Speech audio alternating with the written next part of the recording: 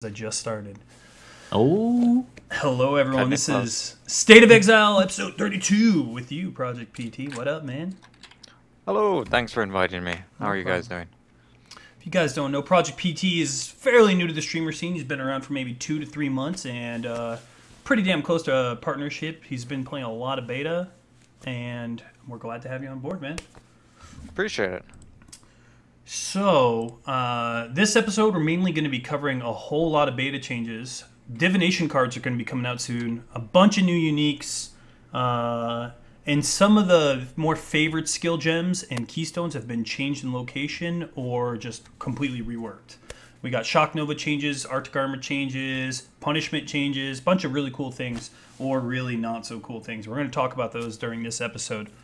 Also, I'd like to let chat know that at the end of the show, we'll be doing a Q&A. So at any point in time during the show, you can ask a question directed towards ZiggyD, and we'll all answer it. You can make it more specific and direct at each one of us individually, and it'll be copy and pasted into our little Google Doc over here. So please ask questions throughout the whole show. Let's do this. So what's everyone been up to? You know, just a little brief overview. What have you been up to, ProjectPT, right now in the beta? Currently in the beta, I've been actually looking at Fire Nova Mine. But recently I've done Shock Nova, Pillar Ice Crash, Sweep, Spectral Throw, Molten Strike, Cyclone, Poison Arrow, Ice Spear Totems, Flame Totem, Glacial Cascade, Firestone, all of that. How about that brief overview? That's about what I've been doing. What's your, of the ones you've played, which has been your favorite, or which do you see the most potential in? I have no idea. They all do so much damage. I don't know if anyone else has been noticing that in the beta, but I've been pushing over 40k tooltip DPS with pretty much every skill. And I'm just like, okay, that's interesting. None of the skills have been weak. And so it's very hard to assess and compare them. They can clear through the maps relatively well. I don't like the new Shock Nova. Whoa. I think you're the I'm first sorry. person I've heard that. Interesting enough. Out of the skills you've played, which have you found to be the most powerful? Ice Crash. Ice Crash, even after the nerf? I didn't even notice the nerf. Wow. Mobs died before in one hit. Mobs die after in one hit. Well said. I think my Pillar Ice Crash build, without having access to PoE trade, which everyone should know how much your gear upgrades with that, is after the nerf still like 89k tooltip. So hit a boss dies, end of story. The crazy thing about Pillar 2 is now that everything's a multiplier and Ice Crash has such a big multiplier, getting all that extra increased damage from strength is actually much better now with all these multipliers than it was before. You can actually notice a difference. And the Blood Rage changes. Getting the Frenzy, the Brawn Jewel, which if you're not familiar is it reduces your intellect by 10 to 15%, but it increases your strength and dexterity by 4 to 6, which is for a pillar build absolutely fantastic. I just have as many jewel slots as I can and throw bronze in them. It's not limited absurd. as well. Yeah, it's not limited to one. I assumed it was originally, and I was like, oh, it's not. Interesting. It should be. Hint, GGG. Yeah, maybe you might want to think that, especially seeing as I'm doing 87k tooltip without any strength rolls on my gear. Would be interesting when I can have an 80 strength chest, 80 strength boots. I would imagine. Yeah, it's really difficult to try to get without the lack of with the lack of an economy, trying to get like strength with life with your resist plus movement speed or something is probably like it's near impossible. Unless you're gonna craft it with those exaltas that you found, you know. So for all of you wondering what we're talking about this gem right here called Brawn. I just linked it in chat. It gives you a percentage strength multiplier, which is kind of insane for when you're playing a pillar build. I don't think any other build is going to be using that than pillar. Yep. That or maybe Iron Will, but still. Iron Will probably wants the intelligence, though. But anyways, yeah, the Pillar Ice Crash changes. Well, Ice Crash in general, even after the nerf, I've heard great things about it, and Pillar seems to be like really sought after now in the beta with it. It's always been one of those uniques where it kind of like falls off, but now it feels like it's completely viable in game. Usually, like when you get around to like level 85, level 80-ish, you're like, man, I'm so tired of using this thing. I want to use something else. And plus, there's those new skill gems where you could convert int or dex into strength as well. So, you know, if you're playing a Molten Striker going towards point blank, you can convert all that dex along the way right into strength, things like that. So. Yeah, though the problem with that gem is Brawn is 6% increased strength, so whenever you're converting all the nodes, you have to compare that to the strength you would have gained on the Brawn conversion. Very true. And realistically, the radius of the node isn't large enough to justify it. And that being said, because the base AoE of Ice Crash, the application of Pillar of God's intelligence, which is just an added bonus, it's not a focus of Pillar of the Caged God, which is 1% increased area of effect for every 20 intelligence. When you have a base AoE the size of Ice Crash, it definitely helps the clear speed. Yeah. I mean, you might get like 5 to 6% out of it, nothing crazy, but Ice Crash does have a very big base AoE, so yeah. Yeah, and then that applies to the Herald of Ash procs that when you kill the mobs, which then extends your kind of overkill zone on a skill that's already hitting that hard. It just stacks very well. It's a very efficient stats. The strength is then giving you health. The new jewels, new tiers of mods mean able to roll more health, more strength. You know, once we have access to trade. And I didn't even have the Mantra of Flame, which is for every buff you have, you get like Flat 3 fire. to possibly 8 flat fizz, depending on the roll, which would push it to some pretty funny numbers.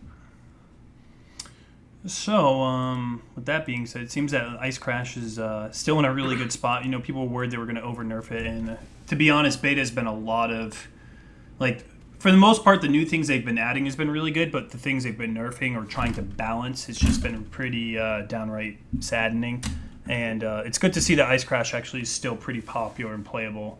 You know, to be fair, on release, it was absurd. You could do like a one-handed Resolute Technique sword build and do a ton of damage, and normally you can't do that kind of stuff. Well, the issue that I have with Ice Crash right now, and I think it was actually kind of discussed on your previous podcast, I did a sweep build as well, and I leveled up a build specifically designed for sweep, testing the new blood magic, or at least the new efficient blood magic nodes, because they have the two 10% and Mortal Conviction has a 15% health. My sweep build at level 68 was doing 19k DPS. Then I just literally took out sweep gem, put in Ice Crash gem, and I did 30k. Oh, and you didn't knock back anymore. Yeah. And I did take out anymore? weapon. I took off multi-strike and put weapon elemental, because obviously multi-strike. Yeah. That was so I did just that on a build that I designed for sweep entirely from the get-go, and it was 15% more damage. I'm just like, Sounds almost like double the damage. God, you went from 18k to 30k. It's pretty damn close well, to double the 19k to like, I think it was like 19 to like 27.5. But yeah, it's wow. I was just like, you're That's kidding. nuts. Do keep in mind I had a 500 DPS sword, but it was RT, by the way. That's an RT build. Yeah, Ice Crash with RT, you could get some really high numbers. Ziggy, what have you been up to right now in the beta? I played an Ice Crash build too. That was just before the nerf, so I got, like, right when it was introduced, and because Lockstep was introduced at the same point, I was like, right, time to try Melee. I actually held off on trying Melee until Lockstep was implemented. Came right with Ice Crash. Oh my god, I had such a good time. Everyone in chat was like getting sick of me just saying, oh my god, this feels so good. Because like every couple of minutes, the words to that effect would come out of my mouth, just because that was such a fun, strong setup to play with the new Lockstep mode. It was a full-bodied experience. Did you agree, Ziggy, that like the actual mechanics, regardless of the damage, the hit striking feels great. The sound, the animation, yeah, for sure. I think it's a bit good. over the top. I think the skill's a bit over the top. once you start to scale that, like it's so big already, and like spikes are massive and cover everything. But once you get like just the Templar clusters, and then like your whatever 6 to 10% you can get when you use a mace or something, it's I think it's a bit too much in terms of the visuals, but it is a very freaking satisfying skill to use. Yeah, it's got that sweet feel to it, and because it's a non-targeted skill, it's my dream. I love it. Such a those honestly make the best skills. Non-targeted. Yeah. That's I mean, I'm never going to go back now that we have so many good choices of non-targeted melee skills like Reeve and Ice Crash and Ground Slam as well. Static Strike I just can't do. I tried playing Static Strike. I just can't handle the feeling of it. Actually having to target mobs. It shocks. Whoopty. Ice Crash kills it in one hit. Who needs I'll do shock? a Fist of Lightning Ground Slam before I do Static Strike. Thank you. You're gonna go RT as well? RT with yeah, with chance to shock from Templar area. That's 10%. You gotta I'll do that get before I chance do to it. shock on your jewels too. Stack your chance to shock jewels. Your Fist of Lightning gem. Yeah, that's on rares and stuff, isn't it? Yep. We should do a challenge again with everyone plays Ground Slam. One goes Avatar of Fire. One goes Fist of Lightning. Please. Ground Slam challenge. As long as everyone's using Veil of the Night, I'm in. Oh man. I loved because I used to I kind of liked Ground Slam, but I think that Ice Crash is a much better feeling skill even than that, because although Ground Slam you can get more range on it, can be a bit safer in that regard. It's a cone, so mobs that are just off to the sides of that, especially closer to you, that are actually in melee range, Ground Slam is less of a melee skill than Ice Crash is, since you can actually kind of be surrounded by Ice Crash and still be attacking things, whereas Ground Slam is a bit more like EK really, the way you have to position mobs. But yeah, I played it before nerf, and then I jumped on that same character and tested. No changes after nerf, and still felt really good. Barely noticed the difference in regular content, so maybe in like the higher tiers of content you might have noticed a bit of a drop in clear speed, but still felt really, really solid. So after that I made an EK build, and I was planning on testing the new placement of Mind Over Matter Keystone and just seeing how that feels to build on mana. Basically at the same time as I was doing that, Hedgie also built one that was a Mind Over Matter Eldritch Battery character. I really like what he did with his character as well. I think that potentially is going to be like almost as common as EB Mind Over Matter was in the past. I think EB Mind Over Matter in the current game will also, if nothing else changes, which I think things will change, but if nothing else changes, will be very, very popular. But EK feels good. I feel like EK feels pretty good too. We'll probably talk a bit more about that. Do any of you guys played around with it at all since any of the changes in the beta? No, I understand it went from originally it was a 1.0 cast speed, then knocked it down to 0.8, and then they like knocked down its physical damage 25%, but then they made its casting now 0.6, which is I think the same as freezing pulse, so it's like a machine gun without fast, and it doesn't have any damage effectiveness. I mean, it's just solid now. It's one of the before I had any cast speed nodes, I was rocking around at level 30 with just like cast speed like 3 times faster than what I used to have at like end game. Just it was insane. Instead of throwing, it kind of looks like my character's shooting watermelon seeds and everything out its mouth.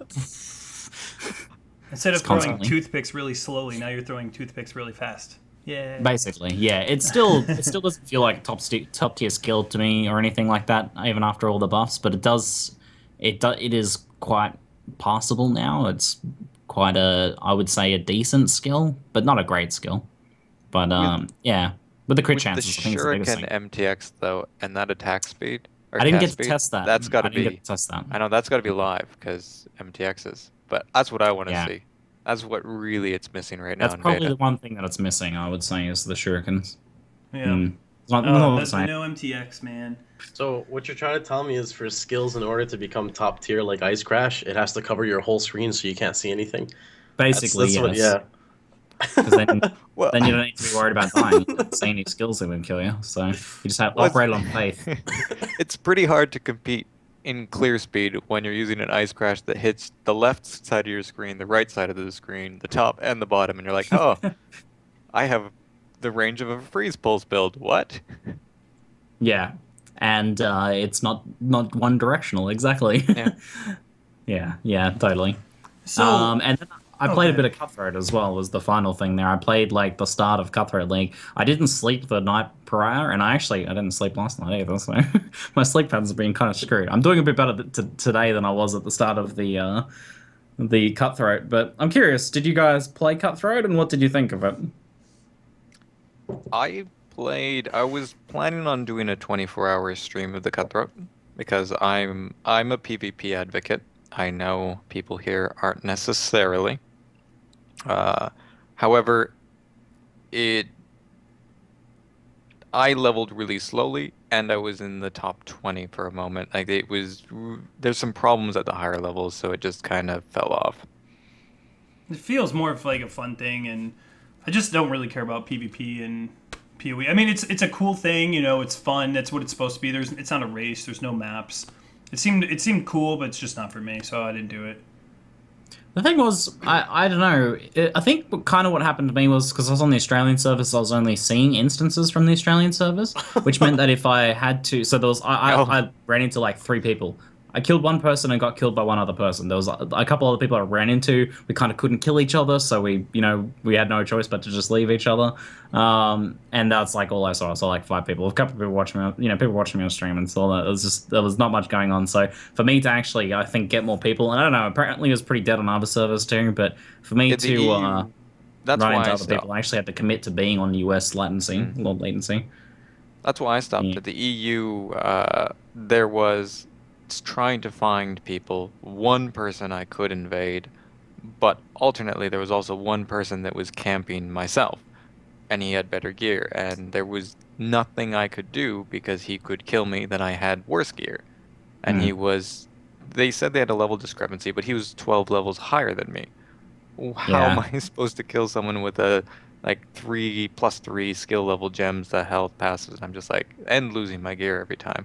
So it was like, all right, I just wish they would have restricted it to standard, or normal, remove cruel entirely, so that there's no progression past there. Then losing your gear doesn't screw up your resist for the higher levels, and then it would have stayed really dense PvP that you could have always restarted. And like PvP needs player density. If you lack player density and you have scarcity, you have the PvP that exists in Path of Exile. So they really needed to tighten things up, knowing that there wasn't going to be enough people to support the end game. Honestly, I think it was just one of those things where the community asked for it a bunch, and then it finally happened, and people got their achievements out of the way. It was just silly for 1 week, and it's still going on, right? That's how successful it was that none of us know the answer. Yeah, exactly. I said going. that from the beginning. Those people asking for a 1 month Cutthroat, I'm like, you'll get bored after the second day. Like, well, to be fair, they gave a very, very rare and possibly fun event to people at a time where people are focusing on the beta or taking a break for live to come out. So it was also like it was doomed to start, and I feel that basically made people sour to the idea who might not have been if it was done at a good time, like midway through. Instead, they were like, oh, everyone's kind of mad that they don't have beta access, or everyone's taking a break. Have this. Okay. Yeah, it was meant to be fun, casual. I mean, this is probably the perfect time to do it, honestly, because if they did it during live, I still think people would play the live leagues over Cutthroat. It's just after PvP is something that's very specific in this game, and people either love it or hate it. And I think there's more people that hate it than love it in Path of Exile. So it's like when Cutthroat came out, we were already like, whatever. My only experience with Cutthroat is I went to Merville, and right before I got to Merville, what's the, you know how like Merville is tied to the room behind her? Yeah. The area you have to go through? Well, there was 5 people chasing me, so that was 6 people. So when Merville was tagged, I had to solo her from a 6-player HP, and doing a 6-player HP Merville takes a really, really long time when you only have Fire Trap. So that was like Merville. The mob scaling when there's multiple players in the same instance is pretty screwy. Yes. I mean, I guess it would make sense if you were teaming up with other people, even though it's a non-party league. But yeah, but most of the time it was just screwing you. Constantly being on like 3-4 player health mobs. There was a difficulty with my streaming the content because when I would do a boss, seeing as I'm streaming it, there was a couple of people every time I fought a boss waiting outside, giving the player HP to the boss, and then when I killed the boss, they walked in and killed me. Every boss. Yeah. There's nothing I could do about it. The one time I played Cutthroat, Hellman did that to me after I killed Murphy. I was like, really? Cool Hellman. His Bear Trap and Cold Snap can't do anything. Have fun. Frozen and pinned.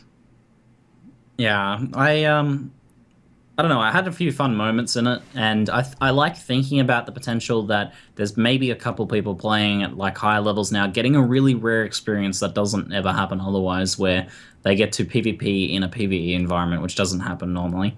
So maybe there's some cool stuff happening there. But I like your idea, ProjectPT, of limiting it somewhere, cutting it off. I also like the idea in general of creating arbitrary endpoints in Path of Exile, because I think it creates a meta around this arbitrary endpoint that you create. Like, what's the best gear you can get at this level? Kind of like what low-level dueling does. So then you have the low-level dueling meta kind of thing going. And that's fine. That was their most success with PvP. The other problem you have is, like, there's a PvP skill set, but look at Nugi. He was the highest level by far, but he was like 10 to 20 levels to the closest person to him. Who's he supposed to PvP, and who's supposed to be able to get gear to PvP him? There was too much of an advantage to racing above everyone, thus you couldn't be griefed, and then once you're 10 levels above, you have better resist gear, better items, and now nobody can fight you. And because you can find players through /ladder/who, you get their location instantly, you can literally make it impossible for someone to compete. Like, there is no way for that person to actually compete at all. And that's why the top tier just completely falls over. I don't know. I'm just not a fan of Cutthroat. What I've been up to in the beta currently is I wanted to do a cool point blank barrage type build, but then it turned into split arrow is leaps and bounds better than it. And someone was like, barrage. "Oh, you've already played split." You know, I was like, "Yeah, it's really, really good." I'm still using barrage single target, so they're like, "Why don't you mess around with lightning arrow?" Lightning arrow is pretty good, so I threw in GMP because GMP is awesome with attacks now with the change, and lightning arrow it got a higher damage effectiveness. And it's trucking, but the mana cost is still way too much. And with the damage conversions being half lightning, you deal mostly elemental damage. It's still a pain in the ass to sustain on mana leech with GMP and whatnot. So I was like, I'm just going back to split arrow. It does tons of damage. Split arrow, I really feel like is a higher clear than tornado shot, with the exception of single target. Yeah, like it's so freaking. I feel like strong. that's a good spot for it, though. I like that split arrow is a better AoE clear, but tornado shot has the versatility of being a good single target, especially because at the moment bows builds in general now kind of lacking single target. Like they struggle a little bit on single target with the puncture change. I kind of like that. Frenzy being too much mana. I guess burning arrow is okay. I mean, it's really awkward, the single target for bows. Just all single targets on bows just feel super lackluster. Yeah. I'm using barrage and it's pretty good. Well, you still have your point blank puncture trap insta-gib stuff, don't you? Yeah, I guess. I hate using that. That is if they hit the trap, and what exile are you fighting? And so painful. Yeah. It's okay. I mean, it has its situations where it does a lot of damage, but for the most part, it's kind of like when you're multi-strike single targeting and you end up swinging around at everything around the target rather than the target you're trying to hit. But all in all, I think bows right now are in one of the best spots. Melee and bows, I feel really, really good, and split arrow is absurdly strong. I'm surprised it got its biggest of a buff it did. If you haven't played beta at all, it has the same damage effectiveness as tornado shot, literally 1-to-1. Except you don't have to use GMP. However, tornado shot still has the shotgun type effect where it could do potentially more damage to one target at any given time than split arrow can. And also split arrow at level 1 now has 5 arrows. That's what like level 11 or 12 used to give on live. So what are you doing for defenses on the split arrow character though? I threw on Dark Ray vectors. I have 9 frenzy charges, I have 1,000,000 dodge, and I'm running Blood Rage with a little bit of duelist regeneration in Heart of Oak, so I can sustain Blood Rage like a joke. I have 1,000,000 frenzy charges for bonus damage from Blood Rage, and I have all this extra dodge. I honestly feel like Dark Ray vectors and Blood Dance are going to be like staple boots for any attack build. Or even some caster builds are going to use Dark Rays. Really, why Blood Dance? Blood Dance made sense to me until Blood Rage became so easy to sustain, it wasn't even funny. For casters. Casters don't... casters. For your mind over matter and I think they're only really there if you can't get enough regen to really make it work otherwise. Yep. Instead of running Enduring Dark Rays Cry... are insane, though. Here's a segue for you, Pox. Why are Blood Dance so good? So guys, here's what I've been doing in the beta. I'm playing, as you guys know, I'm not a big fan of linking things. I don't have the best luck when it comes to that. So I'm like 250 fusings into my carcass. It doesn't want a 5-link. It's great at no linking. I get that. I got 3 no links in a row. Well, not in a row, but it was like no link, link, no link, link. Anyway, so I'm up to, for all the tooltip warriors out here, it's like 25.8k DPS with a 4-link level 18 Shock Nova. So I've been playing with Shock Nova, and of course I'm using Voidbringers because I found like a really cool synergy with Voidbringers, Blood Dance, and then going Mind Over Matter, EB, Zealot's Oath, which is all relatively close in my build, so I'm not spending 30 points to go travel to it. I need to make Pox, sure you invested way too much for that. I spent seven points total to get those. Too many That's keystones, bad build. All right, so Yeah. okay, so I've got about 6k effective life right now, and with the 6k effective life, the way it works is I've got like a little bit over 4,000 effective life, and then I've got an ES shield, like an ES pool of like near 2,500 now. It could be like 3k with proper gear. So I use my ES, of course, to cast. My Shock Nova costs like 106 mana because of Voidbringers. But every time I kill a target because of Voidbringers, I get Energy Shield, which is really cool in like big packs. It just helps sustain it. And then I run 4 Frenzy Charges with Blood Dance, which gives my ES regen, that's 2,500 ES, a 4% base ES regen per second. And then you go to Templar, and then you get 1%, so it's 5% ES per second. And then if you wanted to like min-max your gear, you could like Vol Orb your Blood Dance, get another Frenzy Charge. You could Vol Orb a Necklace, I think you can get or Amulet, you can get a Frenzy Charge there. And it's really good. It's doing pretty good.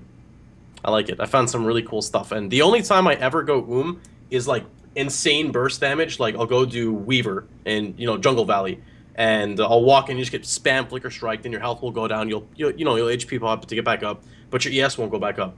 But all you have to do to fix that is use Fall Discipline. Okay, well, I mean, there's that too, but if you go out of mana with a like 2k ES Mind Over Matter build, then I think I would say that's probably when you're using your logout macro. I just Fall Discipline. Fall Discipline's fine. A lot It of works, people I said, suppose. Yeah, a lot of people What about like, when you use run Vol out of Discipline. your Vol Discipline, huh? Think It about should be that. dead. It should be Please.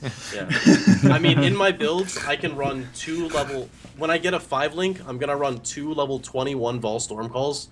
So that and I'm a crit build, so I really shouldn't have any trouble with single target on anything, because in a 5-link Shock Nova will be at least 30k DPS, plus, again, 2 level 21 Vol Storm Calls in the Voidbringers will be pretty nuts. Well, the one thing about Shock Nova that I couldn't figure out is, and I should just do the testing to figure out, was the tooltip DPS related to the second ring in which you're at the 150% damage effectiveness, or is it just the general flat zone of 100%? And I don't know. The tooltip looks like it's the 150% ring, just because of how high it gets. Yeah, I don't do math, so I don't know. It's an extra modifier. Ice Crash. I asked the devs about Ice Crash, and it's before the modifiers happen that are listed in the bottom part of the skill. So it's based on. So it would be without the added. Yeah. Oh wow, so it'd be larger anyway. I love how Pox, like, when he races, he goes hard. And it's like, yo, what's your math behind your build? It does stuff. It's a lot of stuff. I don't know percents. That thing died. I'm winning. Good enough. I don't do math. Well, related to that, because you've been having fun with your lightning trappers, since you have 150% effectiveness, because the second ring on Shock Nova has the 50% increased damage. If you have multi-trap and you can land the Shock Nova and overlay the rings, it's a 300% damage effectiveness with added lightning, added chaos. You should pretty much one-shot most map bosses. And I use Bear Trap, which also is a 150 effectiveness, and it Fizz the Lightning. That's insane. I mean, there's just so many. Shock Nova is in, I think, a really, really good spot right now. Heck, let's just... I want to hear from ProjectPT, though, because he's the only guy I've heard that didn't really like Shock Nova much. What's the lowdown there? I have, in the Bloodlines Torment 1 month, played a Shock Nova build to 78 maps. I have a live Shock Nova build. It clears 78 maps very, very fast. It clears in a 4-link faster than with a Divinaris and a 4-link. On a Tabula, it clears faster and more defensively than the beta version. With in beta, I have a 6-link tabula with it all used, and I use double Dorian as catalysts. And it's slower. What? Well, the thing, they changed the top end of Shock Nova. It's significantly lower. If you look at the actual base damage that Shock Nova has, it's very low in beta. However, on live, it's actually one of the highest tooltip DPS in the entire game. Once you have faster casting, you have to remember that when you have a variation, if you were to, sure, your average damage might be the same, but if you score the high variance attack first, the pack instantly dies. Because on live, its top end at level 20 is 749, somewhere around there. Yeah, to interrupt you, can I just really fast, just to clarify something? They completely actually changed the damage ratios in this saying. In live, Shock Nova works just like a normal lightning skill would. In beta, Shock Nova actually, like its starting damage, it's not a lightning skill anymore. It's like a fire skill. Like Shock Nova will deal like 400 to like 900 instead of like 11 to 1,600. They made the low range much higher. They made the high range much lower. So it's more consistent damage is what Pox is trying to say. ProjectPT saying on live right now he has higher cleared because his high end is much higher. And if he rolls, it sounds like if you have good RNG, you're going to freaking one-shot the pack much easier. What's not good in RNG is if you have a faster cast speed, a high hit then doesn't allow you to need the low hit, and you actually save an attack every time. The only difference I'm noticing is Shock Nova is a 6% crit, though, on beta. And I'm one of those people, I prefer consistent damage over bursty damage. Like, I like cold spells for that reason. High crit chance, consistent damage. So if I go crit, I'm going to consistently get good damage, you know? Whereas lightning, you're really rolling the dice every time. Oddly enough, my Shock Nova build is crit. I shit you not. Is it a 4% base, too? Yep, on a 4% base. It is dirty. It is very dirty. And if they just gave me the 6% base crit and put that on my live build, I'd be happy. The thing is, Herald of Ice offers such an obscene amount of damage that scales with AoE, and it actually fills in the dead zone of live Shock Nova. So I used 3 dragons because it's the highest top end lightning, converting it to cold. That freezes the mobs, and then they will have a 100% chance to shatter. The shatter rings fill in the dead zone and increase the area of effect of the current live Shock Nova. This allowed me to safely clear the highest maps and just insta-get everything. Walk through, kill everything. It is a 3 dragons. It is a 3 dragons, Zeno. Hate that. I can't do that anymore because I needed the dead zone. Like, the dead zone was the functionality of my build. I don't know. That's what GG was talking about when they were saying there's a couple of people out there using it who like the way it is now. I'm like, so I was kind of surprised when they ended up changing it, honestly. I was super happy when they changed it. It's like, some people are saying it feels like Ice Nova, but I still think it has its own little twist to it where it's like it's got shock chance, it's got a secondary damage component that Ice Nova doesn't have. I don't know, the AoE is a lot bigger than it displays right now in beta, like a lot bigger. Like those little tiny little lightning things that come out, you're like, oh, okay, apparently that's my range. It's past that, It's a little bit past that.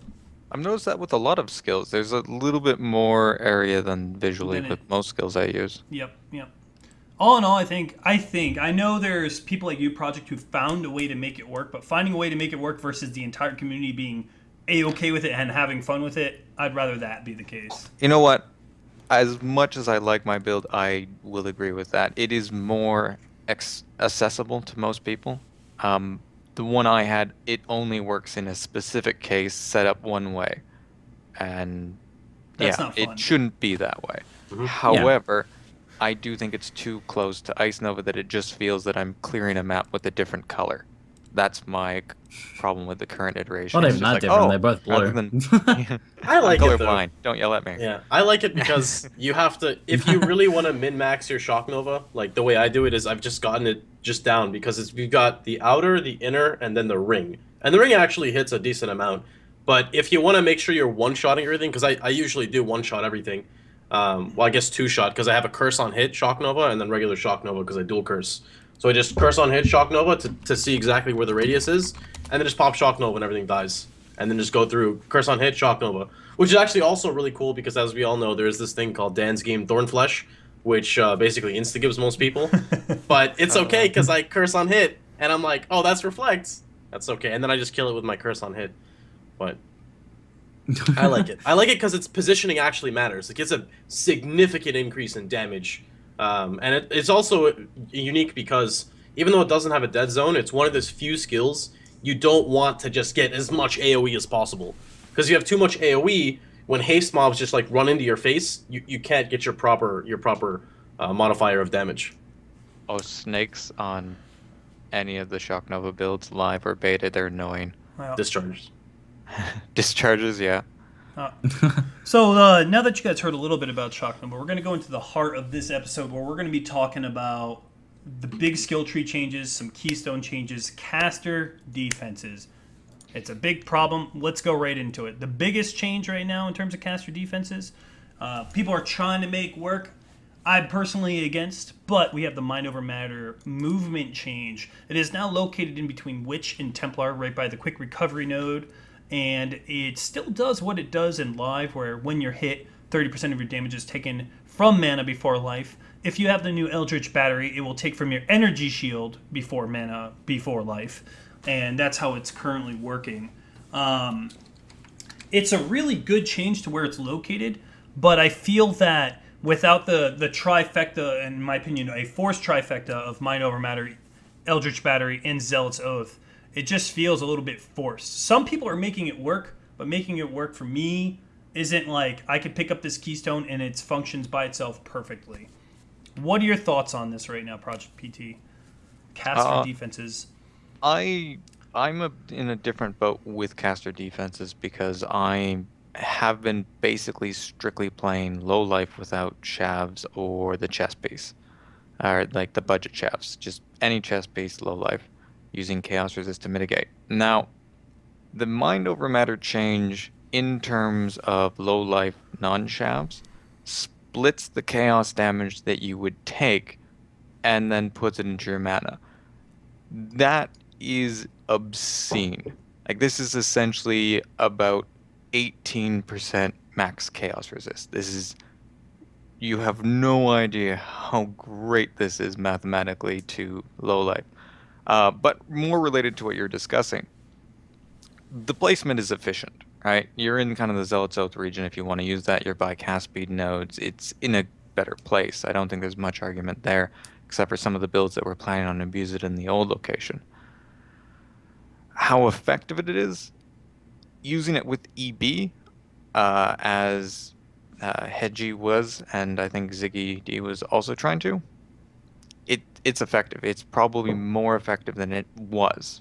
And the reason for that is when you had it based on mana, you would reserve a % of the mana, and you would never be able to give up auras, which means you were rarely getting the full effectiveness of a true 100% Mind Over Matter. The new EB doesn't have a % reservation when you have auras. This means you actually have a reasonable energy shield pool, probably 2 to 3k, in which your Mind Over Matter will always get full effectiveness every single time. So as long as you have a way to regenerate it, it is better than it is live numerically.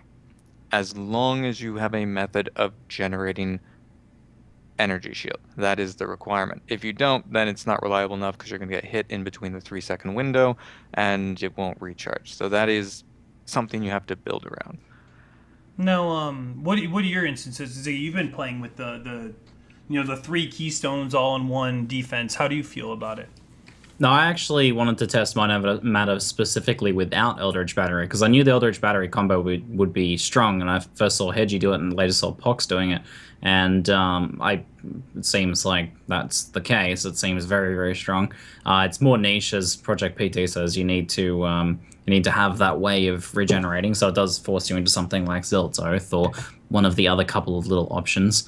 But I was trying to build it on just mana to replicate like old Mind Over Matter and see if it was worth it, because it's much more accessible now. The new location's excellent. Wanted to see whether building it on mana is something that really has potential, and I think on a kind of like a regular budget build, building Mind Over Matter on mana at the moment, I really think is worth it. Getting like all of the mana available on the tree and getting some mana on gear just really doesn't give you enough. And using Pledge? The reduced mana changes as well. Not using Pledge. Not using Pledge. Well, with Pledge it would be even better. Yeah, to make it work now like it did, to be comparable how it was with Eldritch Battery on live.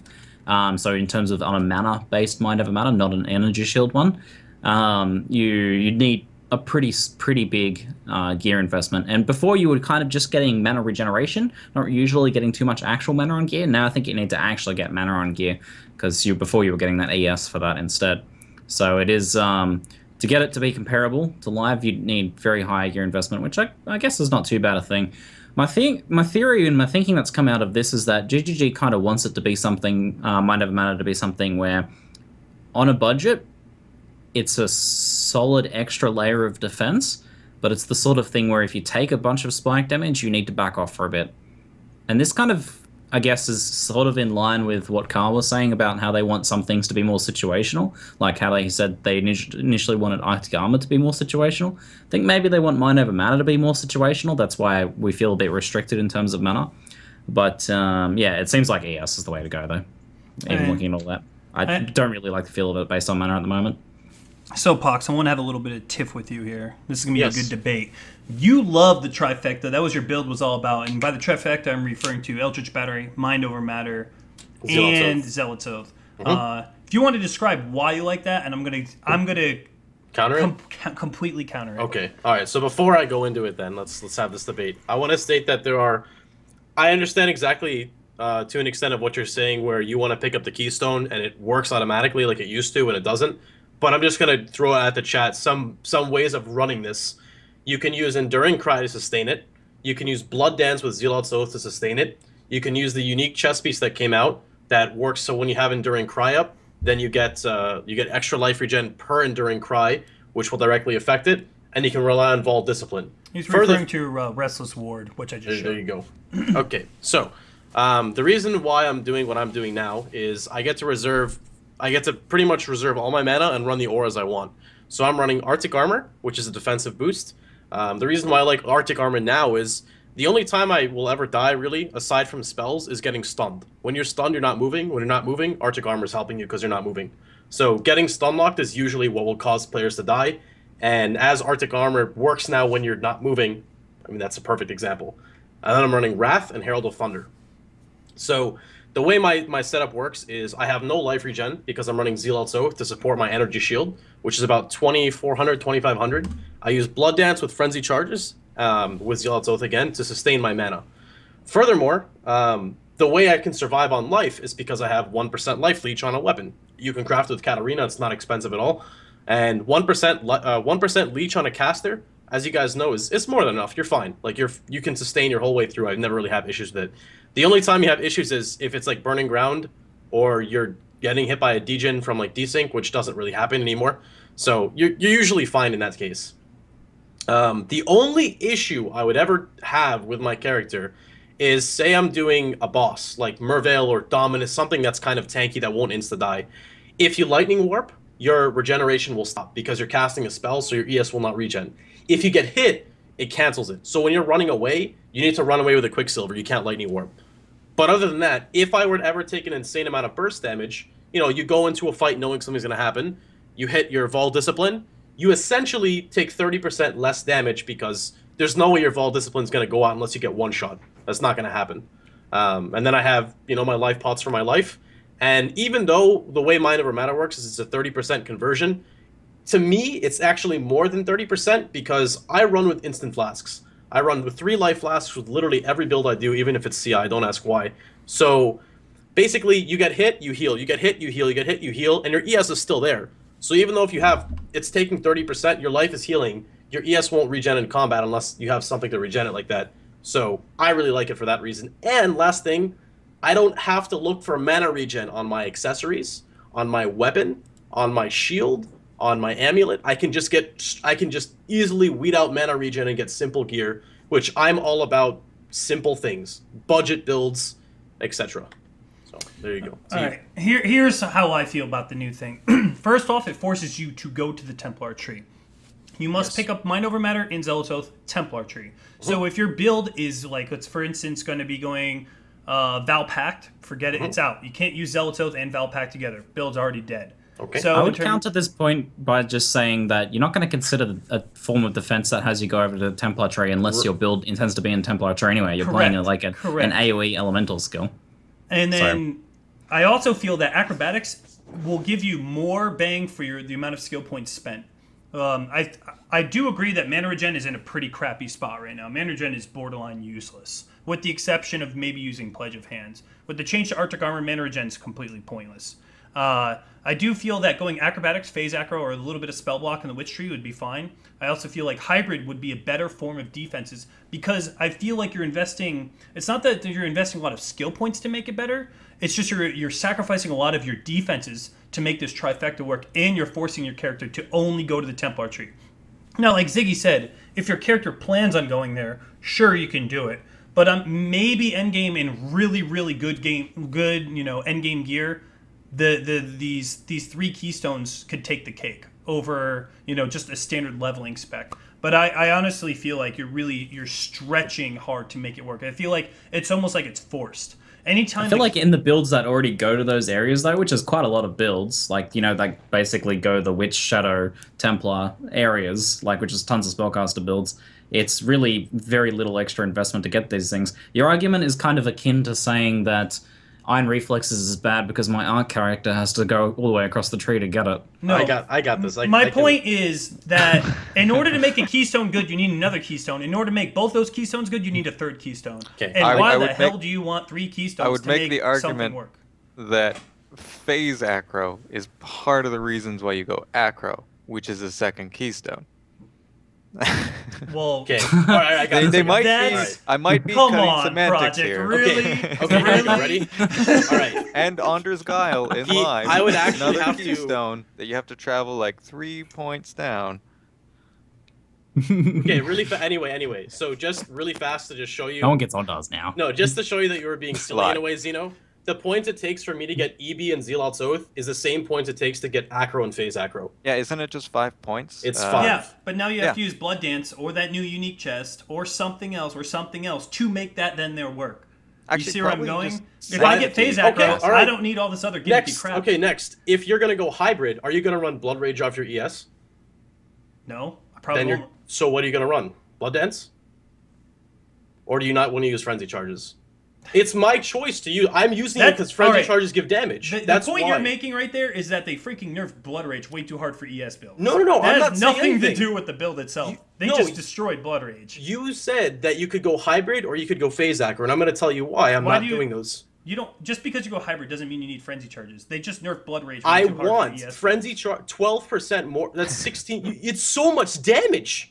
Why would you not get it? Because this is what I would do. If I was playing hybrid, you need a way to sustain your ES. So even if I was playing hybrid, I would go Zealot's Oath, and I would either go Zealot's Oath or go Ghost Reaver. So I'd either leech to my life and ES regen, or ES regen, or vice versa. I'd either go one or the other. So I'm going to get Zealot's Oath regardless. I'm not ruling it out. I'm just saying it seems like it's a forced thing now. It seems like a forced thing. There were a lot of prerequisites now. Yes, next up. To work. All right. If you were to go phase acro, that is totally dependent on your build. Correct. Because it's the same thing with going to the Templar tree. I'm not disagreeing. Hold on, let me go. Templar starts at the Templar tree. I originally had a character that was phase acro.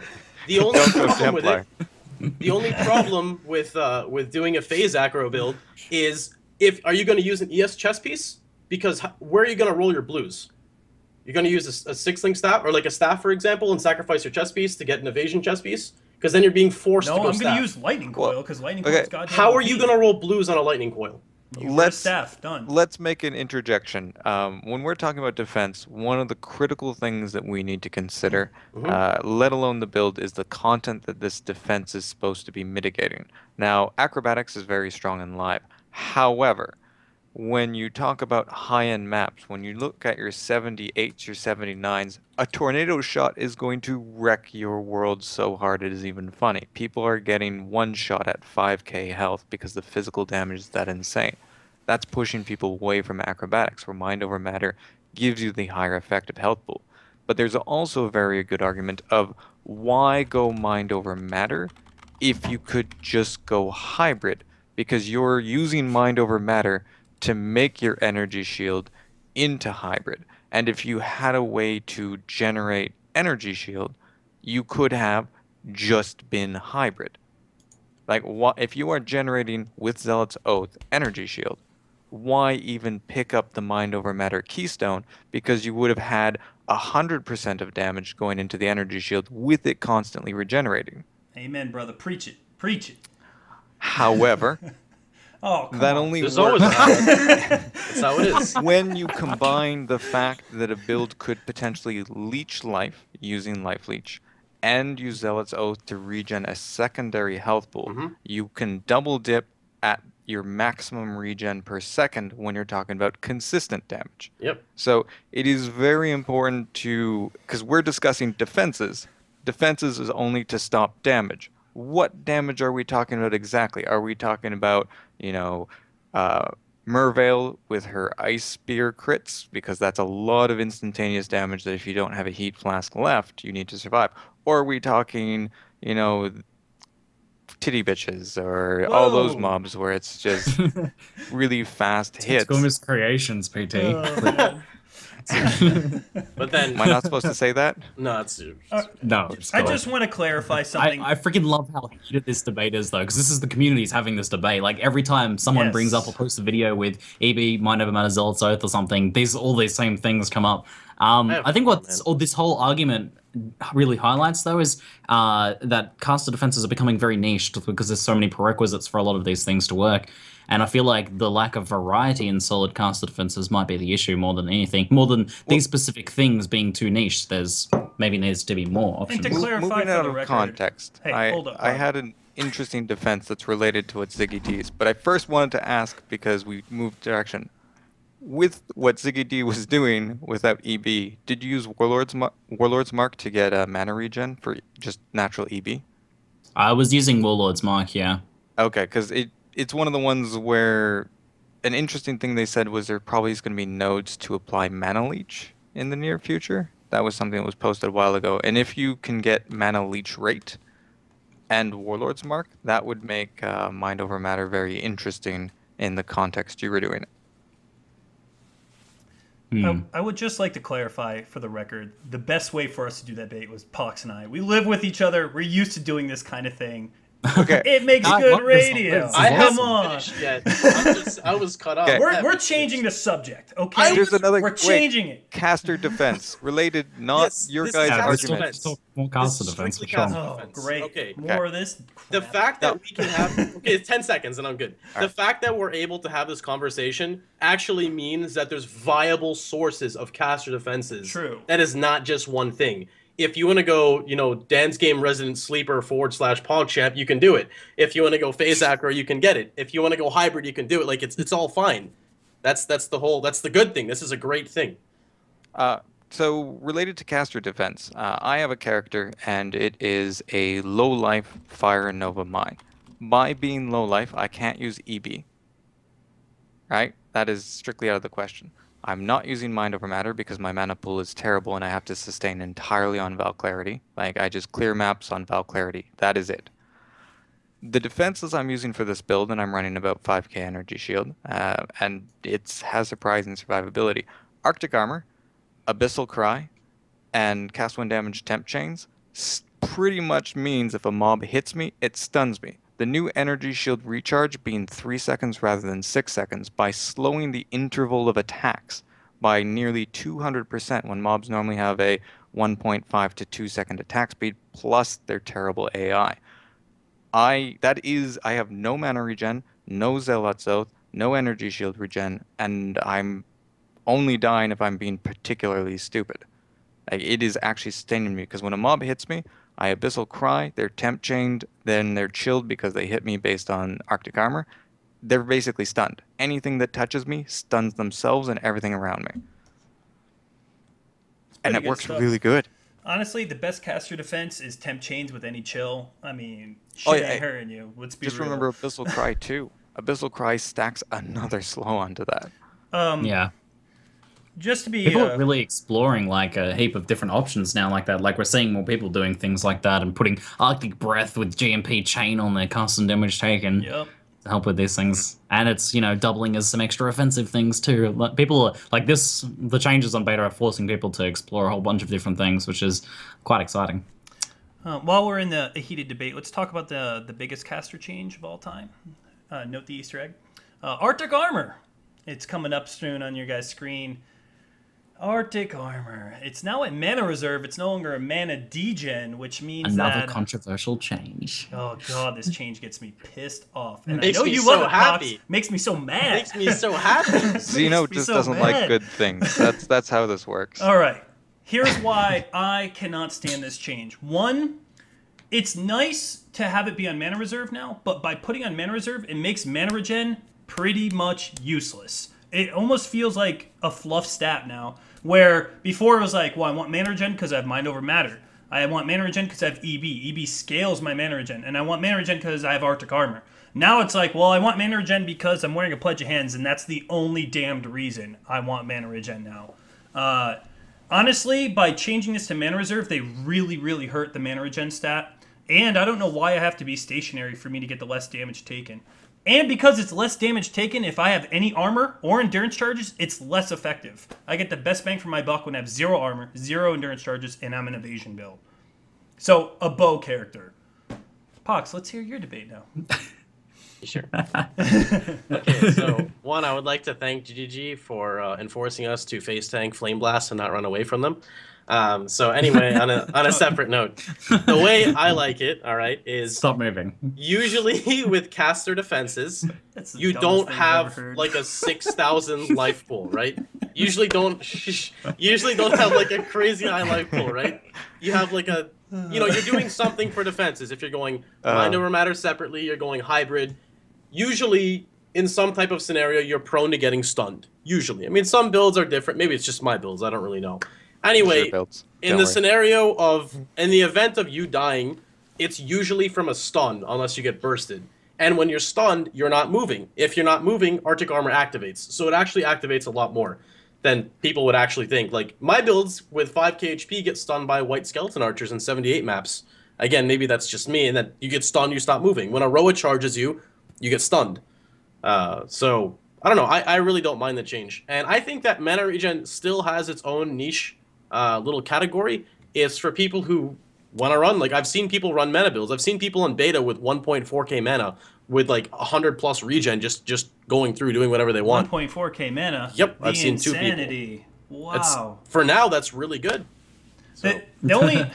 Like, Mana Regen's good for CI, and CI is in a pretty bad spot because Blood Rage LOL. Like, or Pledge of Hands builds. That's like the 2 main uses I would see it used for now. But with the Arctic Armor change, it's like, I already have enough things to worry about on Mana Reserve because Wrath is now good for lightning spells, and Anger now applies to spells. So I already want to try and squeeze those into my builds. There's nothing wrong with providing us choice, but when Arctic Armor becomes part of that choice, rather than I could kind of work this into my build if I have enough Mana Regen, that's where I see the problem. It's just another thing on Mana Reserve with the reduced mana changes. To me, it's infuriating. It's even more things I have to try and put on my mana. Well, I do understand what you're saying in that you want both, but to me, it's the same thing of saying, hey, no, you're not allowed to have a 9 link. Of course, you want to put 3 more things on, but you have a limited resource and you have to plan how you use it. Now, if in a hardcore setting, this means a player chooses to forego Arctic Armor, take an offensive aura, and then he gets hit by a powerful crit physical attack and dies to it. He made a poor choice and was punished for it. That's healthy. Like, in all honesty, I don't think there's enough auras in the game. There should be so many that the choices are hard. It's very simple, I find, in builds. You have this hierarchy of priority auras. This is the highest, this is second, and it's just worked down till it's reasonable. So this Arctic Armor, I like that it's reserve. I don't understand why people are upset by how the damage was changed to less, and I know this is complete contrary to your opinion, Zeno. And here's the reason. People have always been arguing about the spike damage when a mob crits you. This change is more powerful against the spike damage than the previous. The previous was cute against like void bears and the tentacle miscreants because it would hilariously absorb all the damage. and it was fun. But realistically, you're not afraid of the fast hitting damage. You're afraid of the hard hitting damage, which this mitigates more. And as Pox, I agree with Pox's stun annotations, etc. Something that would have one-shot you doesn't even matter anymore, because you would have been one-shot. Yeah, but once it's only again, this is all right. less. So it doesn't one-shot you now. Now you have 10% of your health left over, and that's not. That dead. is assuming it would do your entire life pool. So if a mob is going to hit you for 5k, now it hits you for 4,500. The difference between not dead and dead is a pretty big difference. Which is pretty much comparable to what level 20 Arctic Armor gives. What does level 20 Arctic Armor give right now in betas? Is it 15%? 12%? It's 260. 12, I think. The main point I'm trying to make is Arctic Armor was one of the few unique things this game had. It had flat mitigation, which very few things exist in the game. Maybe, what, on Bramblejack, it's got like -4, whoop-de-doo. I mean, it had a flat way to handle it. And it made mana regen more useful. It had a very unique style. Actually fully and now the agree with you uniqueness there. is completely gone. It's just another standard reservation with a less physical modifier, which, believe it or not, less physical, usually multipliers are good, but in this case it's bad. The higher your reduced physical reduction is, or the higher your fire resist is, the less effective these are. So it's best used for evasion builds or casters without any form of armor. One of the things you said earlier, I actually completely agree that Arctic Armor and Incinerate were the main builds for going mana regen. With the addition of Elyon rings, mana on hit jewels, changes of clarity, everything, mana regen seeming this stat that you can just kind of work around, and it's a waste of a suffix. And I actually do agree with that, because it seems very weird that our goal for our build is to avoid mana regen. However, I do understand that you were saying the movement component. The movement component is a clear downgrade than just not having it statically. However, I like the fact that it will punish a player that makes the incorrect decision. A proper player will assess the damage quickly and know if it's better to avoid the hit or risk moving. And any mechanic that punishes an incorrect play while rewarding a correct play is something I inherently enjoy. It would obviously be more powerful if it was just statically given, but as soon as it's applying player skill to the mechanic, I really, really enjoy that. I think so that's the player fantastic. skill is you have to stand still. Not necessarily. You need to know when you should have stood still, in which the mitigation would have been more, or if that hit would have killed you regardless, and you needed to move because there's possibly, let's say, an incoming row that could land a stun. I mean, in Pox's thing, he was like, well, now I don't die to one Flame Blast. Well, if you don't get hit by the Flame Blast, you take 0 damage, so you're going to stand still and take damage now with Arctic Armor. That was a troll. Okay. Okay, prime example. Here we go, prime example. Most casters that aren't freeze builds, aka Prolif builds back in beta, do you guys like fighting porcupines, the ones that explode and hit you for a bazillion damage? Because you know what I do now? Because casters, I'm going to be honest, I have never played a caster that used armor. I don't know any caster that uses armor. I mean, I'm sure there's some Iron Will builds and stuff, but for the most part... Armor.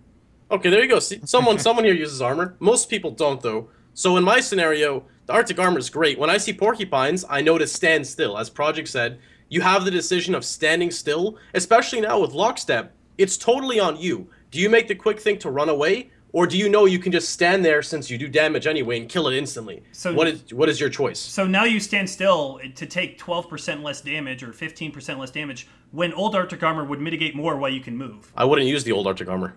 It wouldn't You never used anything but Life Flasks back in the day anyways. Yeah, and it is a clear change. Obviously, the moving mitigation is less. There's no argument there. None. Well, even if you stood still with old Arctic Armor, you still took less damage than new Arctic Armor from porcupine attacks because it would be like depends minus 200. how high the hit is. It depends how high the hit is, because I mean, unless it's an extra damage extra damage map, but usually those aren't. But the highest hitting ones are the ones you're most afraid of, which means the ones that would be potentially killing you, this one's giving you more mitigation for. And if you pop up Granite, it makes Arctic Armor less effective. Then we go into fucking third-year university algebra, calculator resist, and be like, all right, guys, in this situation, it was the correct decision to move. But that's what I like about it. Well, you need to know the minion damage to know the better play. The thing is here, really fast, is that Arctic Armor even though they're you know, taking away in essence what mana regen does, they're opening up new things. You can run Arctic Armor now, like a high level Arctic Armor on a melee that uses blood magic or something. I'm just giving not you know, like a blood magic support gem. Like, you don't have to use it on a caster with 300 mana regen anymore. Such as in my builds, I can actually use. I would have never had the option of choosing Arctic Armor in my builds if it was not for this change. So even though, again, they took off the way clarity is now, like how it synergizes with everything, they're opening up new ways of using skills. It just feels like an ore now. All right, whatever. Let's move on. Ziggy's just like listening. I've been enjoying it. Quick. I'm very quick glad comment. myself. Lightning warp is wonderful with that. Move on. Yes, I agree with that. The thing about Arctic Armor is we can have these discussions out, and the same thing with the new EBZO mom change. It's not that it's dividing the community. It's actually giving us choice rather than, well, I'm going to go with B, well, I'm going to go Arctic Armor. Now you can actually say, well, I don't want to use Arctic Armor now because I don't like it, or I want to use Arctic Armor because I like it, or I like Zeo now. You know, that's the beauty of the beta right now. In a sense, it does make people have more debates and whatnot, but I guess that's better for the game than just everyone being cookie cutter, EB, Cloak of Defiance, Arctic Armor, yeah. So, in a sense, it might be a nerf, it might be a change. You know, if you like it, use it. If not, find another way. Let's talk about the other changes to the tree going on. We have 3 new trees or skill wheels that got added into the game. One where the